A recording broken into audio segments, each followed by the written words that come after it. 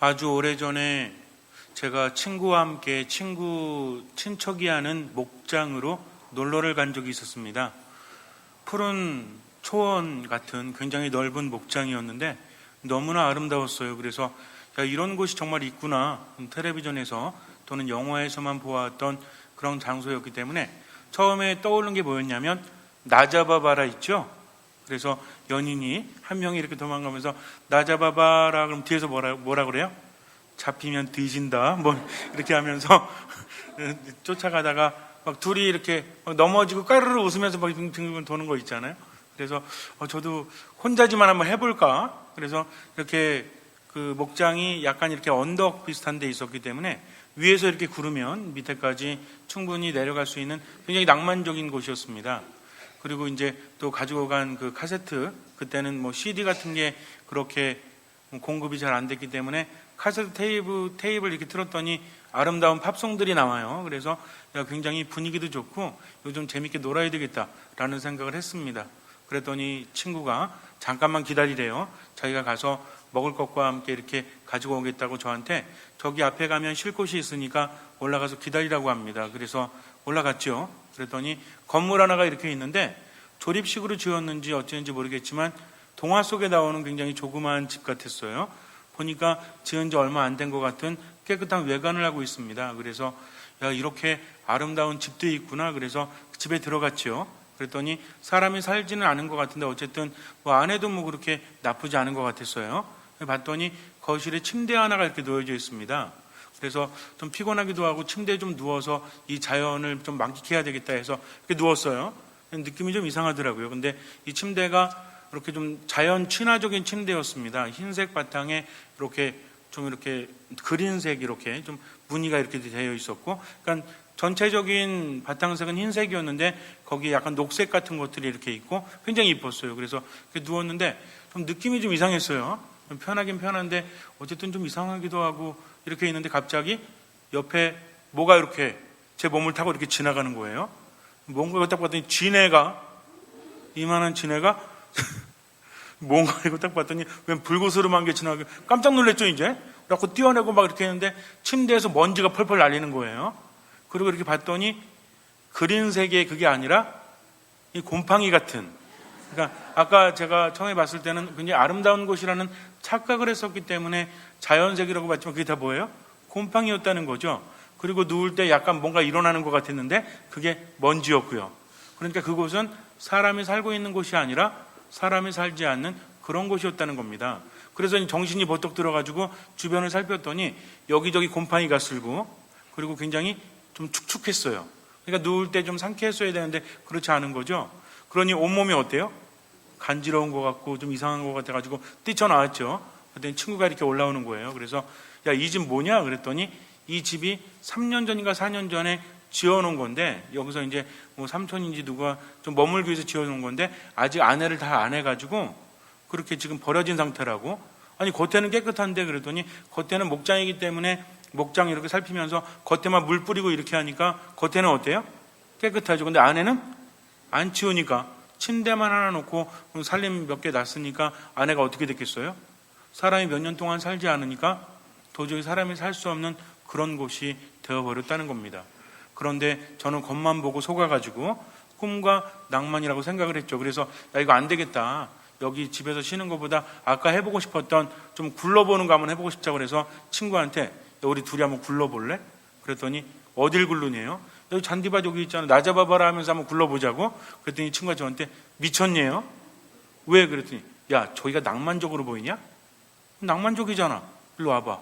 그래서 따라갔죠. 딱 봤더니 이 잔디처럼 이렇게 초원같이 이렇게 쫙 펴진 곳에 듬성듬성 안에 똥이, 이 소똥이 거기에 있는 거니까 저보고 이거 보고도 굴르고 싶냐? 아니. 그랬더니 겉으로 보는 것과 다르다고 합니다. 우리는 그러죠. 여러분들 한번 목장 가가지고 한번 굴러보세요. 거기 보면은 절대로 굴르고 싶은 마음이 안 든다는 거죠. 왜? 여기저기 똥을 싸놔가지고. 그러니까 겉으로 볼 때는 이뻐도 안에 내용은 다르다는 겁니다.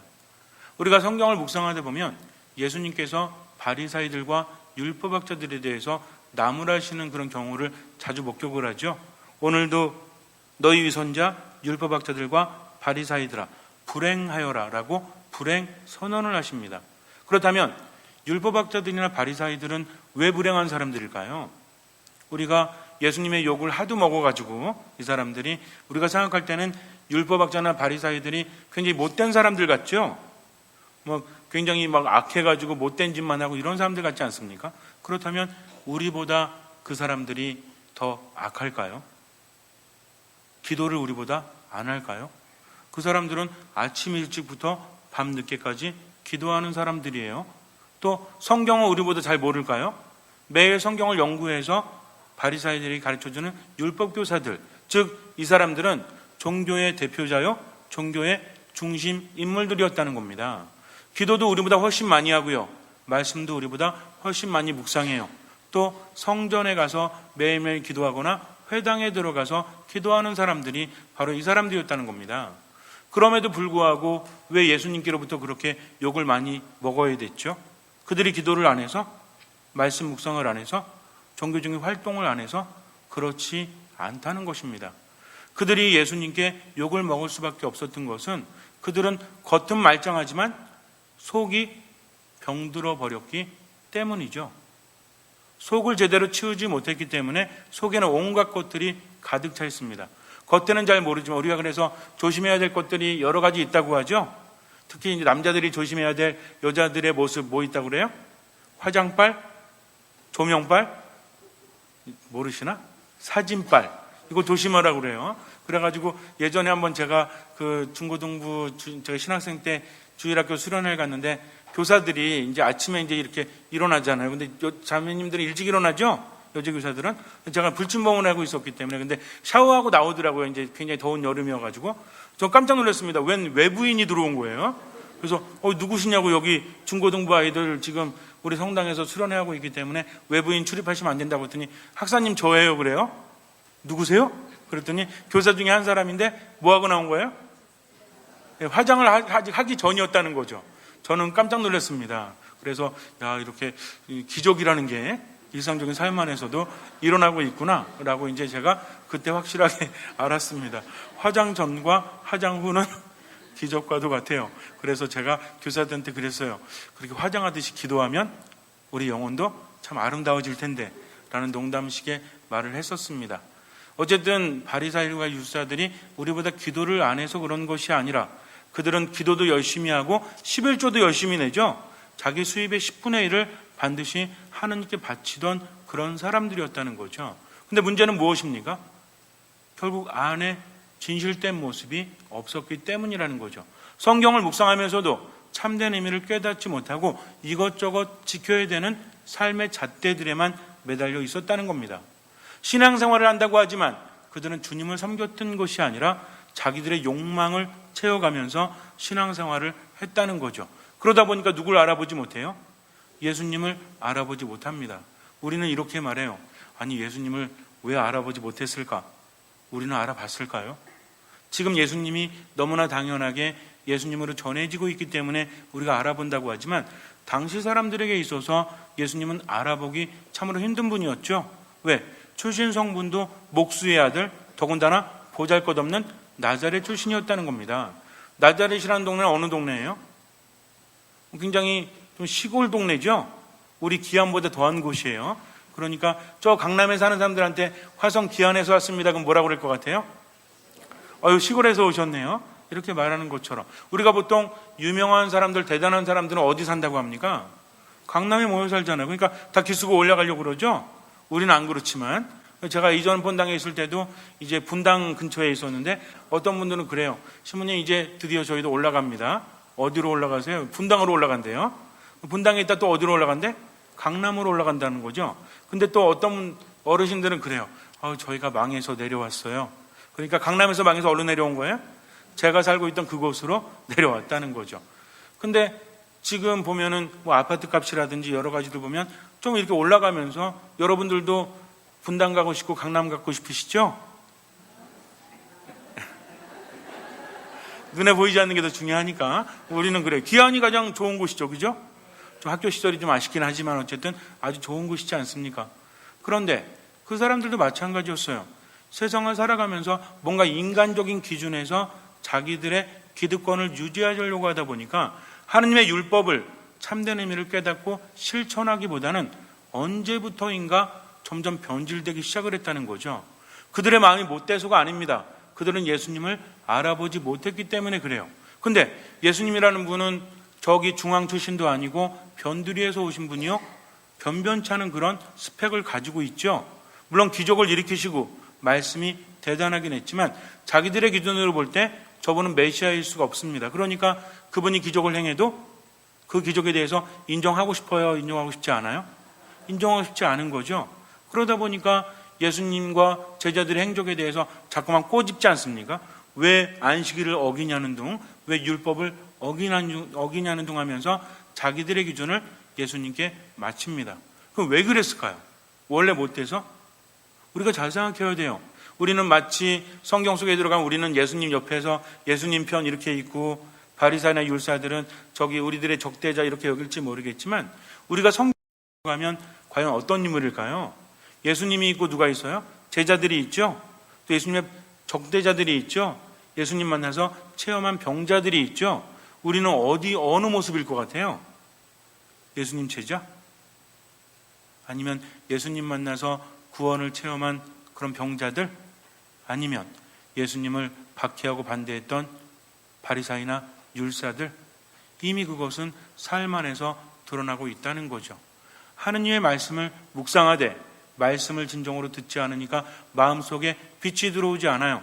말씀이 살아 움직이게 되면 생동감이 있고 누군가 산다는 것은 무엇입니까? 우리도 집도 마찬가지죠. 아까 말씀드렸지만 그 집이 거의 폐허가 되고 지나가고 곰팡이가 쓴 건 왜 그래요?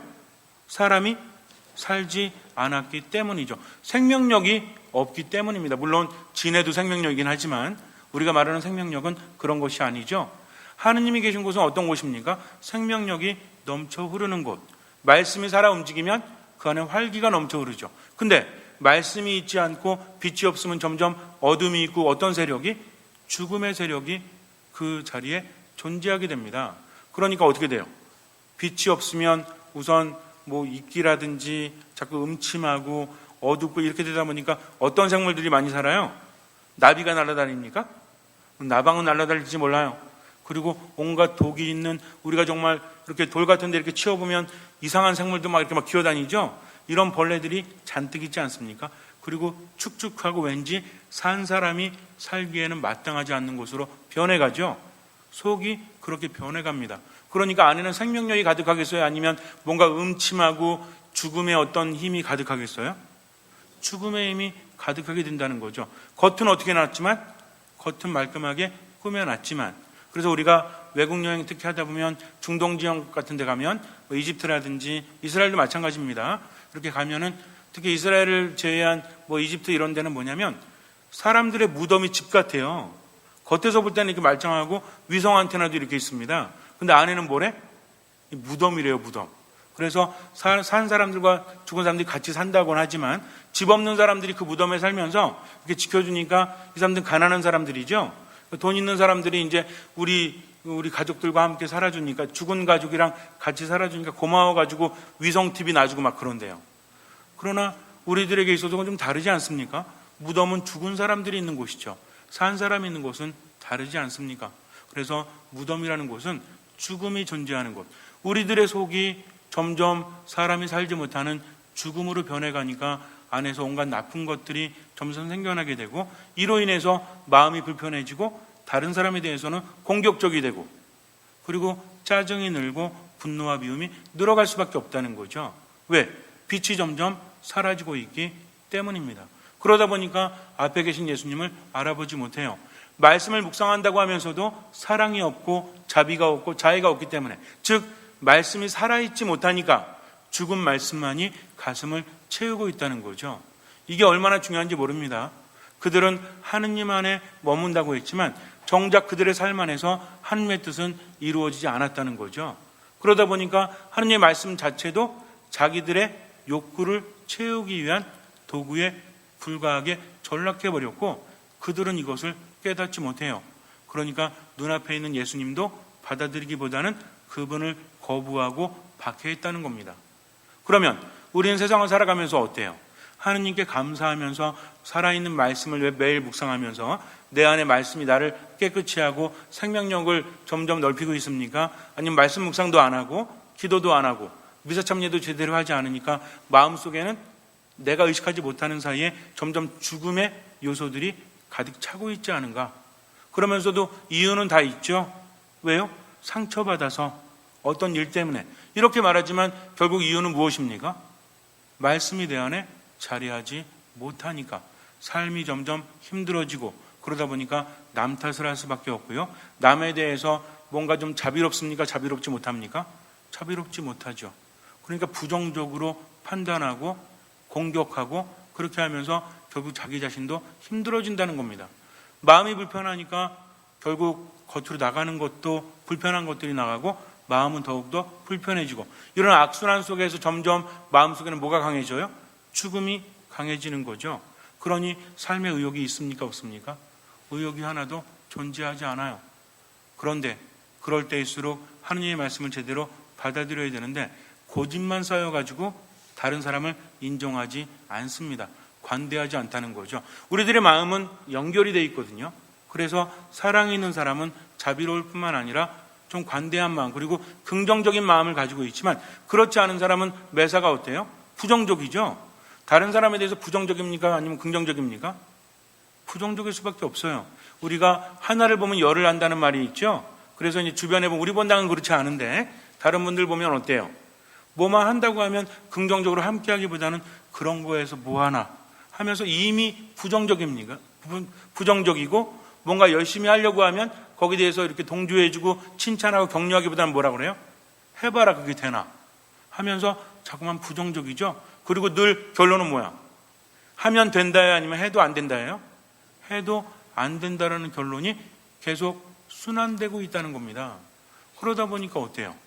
점점 더 삶이 힘들어지고 다른 사람에 대해서도 자비를 점점 잃어간다는 거죠. 바리사이들과 율법학자들이 결국에 앞에 있는 예수님을 알아보지 못했던 것은 그들의 마음이 어두웠고 들어도 듣지 못했고 마음속에 하느님이 계시지 않기 때문이죠. 그러니까 예수님께서 뭐라고 하세요? 중요한 것들을 그들이 무시하기 때문인데 그것이 무엇이다? 의로움과 자비와 신의처럼 율법에서 더 중요한 것들을 무시하기 때문이다라고 말씀하십니다. 우리는 살아가면서 어떻습니까? 뭐가 옳은지 그른지 우리가 정말 마음이 약해졌을 때 그리고 뭔가 마음이 불편해졌을 때 자꾸 하는 얘기가 뭐예요? 법대로 하라 이거죠. 이게 옳다 그르다 많이 따지지 않습니까? 그러나 자비로운 사람은 옳다 그르다를 많이 따져요 안 따져요?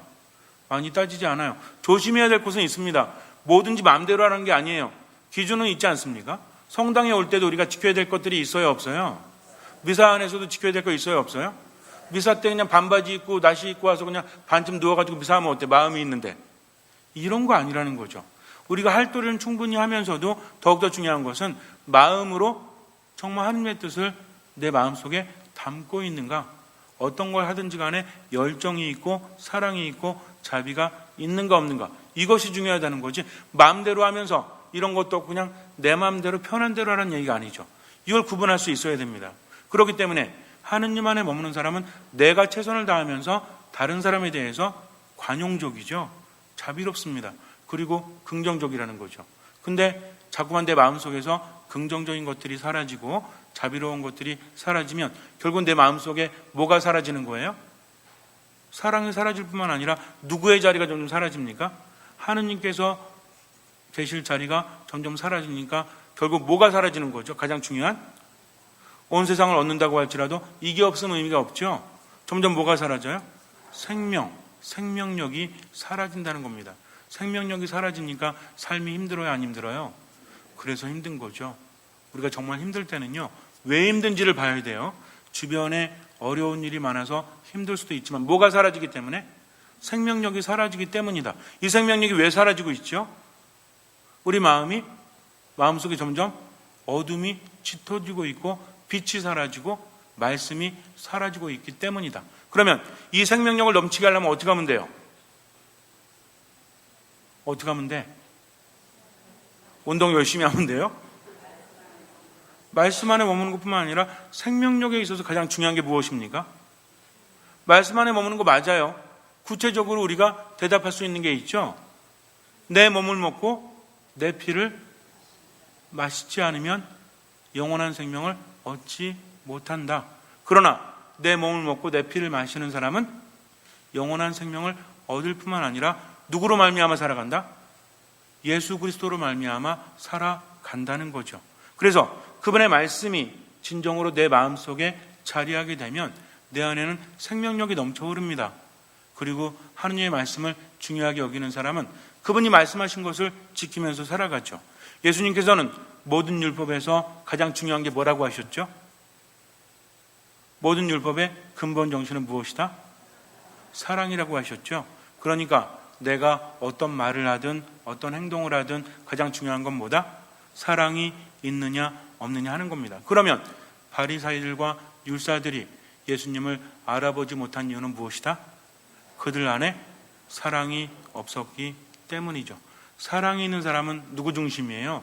자기 중심이에요? 아니면 하느님 중심이에요? 하느님 중심이죠. 하느님 중심이니까 다른 사람을 살려요? 죽여요? 살립니다. 살리다 보니까 자기 자신도 뭐가 충만해? 생명력이 충만하니까 즐겁죠. 근데 문제는 뭐냐면 자꾸 다른 사람을 죽이는 사람은 누구 중심이다? 자기 중심이다. 그러다 보니까 다른 사람을 죽일 수밖에 없고 죽이다 보니까 자기는 편해져요? 아니면 불편해져요? 아주 불편해지지 않습니까? 이게 가장 중요한 삶의 방향이라는 거죠. 여러분들은 오늘 하루 즐겁게 살아오셨습니까? 왜 즐거우셨어요? 통장에 돈이 들어가지고? 왜 즐거웠어요? 하느님 때문에 말씀 안에서 기쁨을 찾았기 때문이죠. 그러니까 그분의 뜻대로 다른 사람을 살리면서 살아갈 수 있습니다. 왜? 생명력이 넘치기 때문이죠. 잠시 눈을 감으세요. 하느님 안에 머물지 못하면 생명력은 점점 사라집니다. 생명력이 딸리게 되면요, 삶이 힘들 수밖에 없어요. 내 마음속에 어둠이 짙어지면 독이 생깁니다. 이 독이 겉으로 표출되어서 다른 사람을 아프게 하죠. 또 나를 병들게 합니다. 가장 중요한 것은 무엇을 하든지 간에 사랑이 있느냐 없느냐 하는 거죠. 법을 지키지 말라는 것이 아닙니다. 법도 지켜줘야 합니다. 그러나 더욱더 중요한 것은 그 법 안에 사랑이 있느냐 없느냐 하는 거죠. 우린 살아가면서 옳으냐 그르냐의 문제가 아니라 사랑이 있느냐 없느냐를 더 살펴보아야 합니다. 사랑이란 무엇입니까? 하느님 안에 머무는 것이요 그분의 뜻대로 살아가는 것이죠. 그러니 기도와 말씀과 미사 안에서 하느님의 생명력을 받도록 하십시오. 힘들고 괴로워도 불평하지 말고 하느님 안에 자꾸만 머무십시오. 그러면 그분의 말씀이 내 안에 오셔서 활동하십니다. 내 안에 말씀이 살아계시면 생명력이 넘치죠. 그분의 몸과 피를 이용하십시오. 그러면 우리 안에 넘치는 활력으로 그 무엇도 이겨낼 수 있습니다. 믿으십시오. 주님께서는 그 믿음을 보시고 우리 삶에 놀라운 기적을 일으켜 주실 것입니다. 아멘.